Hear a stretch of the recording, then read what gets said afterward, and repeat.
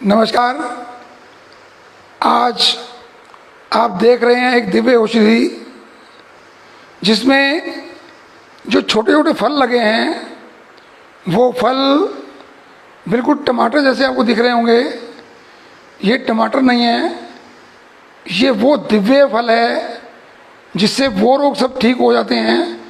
जहाँ मेरे जैसा व्यक्ति, क्वालिफाइड व्यक्ति भी एक बार निराश हुआ और अपने जो आयुर्वेदिक ग्रंथ हैं उनको पढ़कर, उनकी रिसर्च करके हमने इसको खोजा और इसका उपयोग किया।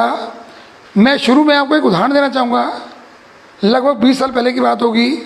मेरी एक पेशेंट जिनको पैरों में बहुत ज़्यादा स्वेलिंग थी और हमने सब तरह की दवाइयाँ उनको दे के देख ली, उन दवाइयों से कोई लाभ नहीं मिल रहा था।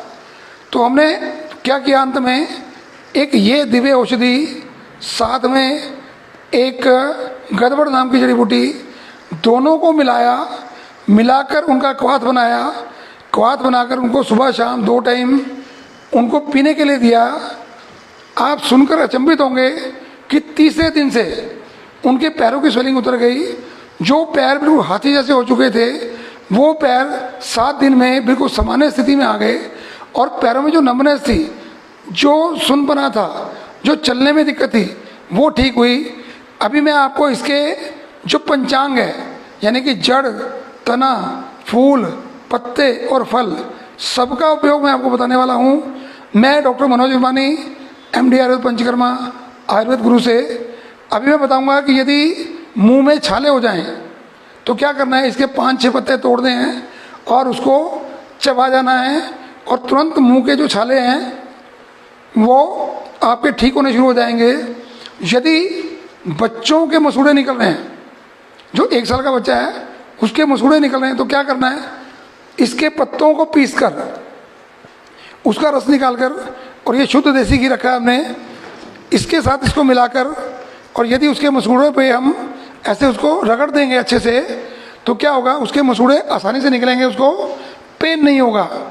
उसके अलावा यदि मैं आपको एक बात बताना चाहूँगा कि यदि पुरानी से पुरानी खांसी है, खांसी ठीक नहीं हो रही है, तो आप क्या कर सकते हैं, 4-5 पत्ते इसके लीजिए और चबा लीजिए, खांसी ठीक हो जाएगी। या इसके पत्ते जो भी आपने देखा काढ़ा बनता हुआ, देखो काढ़ा अभी भी बन रहा है आपके सामने, इसको काढ़ा बनाकर इसको हम छान लेंगे। छान कर यदि 15 ml काढ़ा सुबह और 15 ml काढ़ा शाम को यदि हम पी लेंगे तो खांसी बिल्कुल रहने वाली नहीं है। और हम फल का काढ़ा भी पी सकते हैं। देखिए मैं इस फल पे एक बार फोकस जरूर कराना चाहूँगा। ये जो फल है, देखिए ये जो फल है इसका भी काढ़ा बनाया जा सकता है। इसका काढ़ा बनाएंगे तो भी खांसी आपकी बिल्कुल ठीक हो सकती है। और यदि किडनी फेलियर की स्थिति है, कहीं आपकी किडनी स्टोन नहीं निकल रही हैं या किडनी फेलियर, क्रेटिनिन लेवल बढ़ रहा है आपका, उस क्रेटिनिन लेवल को डाउन करने के लिए मात्र और मात्र ये जो पौधा है, और इसको आप उबालिए, काढ़ा बनाइए, 15 ml सुबह 15 ml शाम को दीजिए।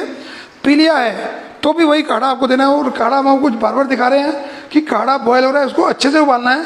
कि लगभग हमने इसमें 200 ml क्वाथ डाला था, पानी डाला था। जब ये 30 ml बचेगा बाकी, तब हम इसको उपयोग करेंगे। पीलिया में 30 ml आपको काढ़ा देना है। इसके अलावा आजकल स्किन की बीमारियां तो ऐसे हो गई जैसे कि भाई फ्री में बट रही हों, तो उसमें क्या करना है, इन्हीं पत्तों को लेकर इनकी पेस्ट बनाकर एक्जिमा पे यदि आप लगा देंगे तो तुरंत जो इचिंग है वो ठीक हो जाएगी। और यदि सोरियासिस जैसी नामुराद बीमारी है तो उसमें इन्हीं पत्तों की पेस्ट प्लस नारियल का तेल मिला के लगा देंगे तो सोरियासिस की इचिंग जो है वो तुरंत एकदम बंद होगी। अभी मैं आपको इसका नाम एक बार जरूर बताना चाहूँगा। इसको देसी भाषा में बोलते हैं मकोए और आयुर्वेद में बोलते हैं इसको काकमाची।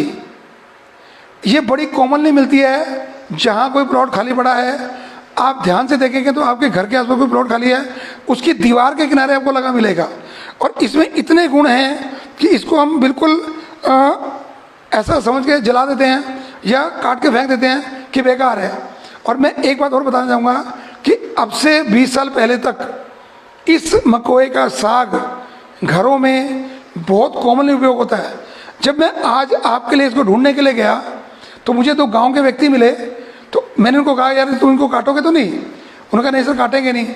बोले आप क्यों ढूंढ रहे हो? तो मैंने कहा मेरे जो व्यूअर्स हैं उनको मैं दिखाना चाहता हूँ कि क्या है। उन्होंने क्या बोला कि इसको तो हम अपने घरों में पहले जिन माओं को दूध उतरता कम था उनको देते थे तो दूध उतरता था। आज भी कभी कभी हम अपनी गाय को, भैंस को उसको देते हैं ताकि उसका पेट ठीक रहे, उसको कोई स्किन की बीमारी ना हो, और इसका लेप भी हम उस पर लगा देते हैं और गाय का दूध बढ़े। इतने सारे उपयोग इस दिव्य जड़ी बूटी के हैं। और एक बात मैं जरूर कहना चाहूँगा कि सूजन पूरे बॉडी में, चाहे वो सूजन आपकी जॉइंट पेन के कारण से है, चाहे वो किडनी फेलियर के कारण से है, चाहे वो बीपी बढ़ने के कारण से है, उसमें हमने क्या करना है कि इसका काढ़ा, अब ये काढ़ा लगभग तैयार हो चुका है, इसको हम छानेंगे और छान कर इसको हम अभी पीकर दिखाएंगे आपको कि जब मैं पी सकता हूं तो फिर आप क्यों नहीं पी सकते।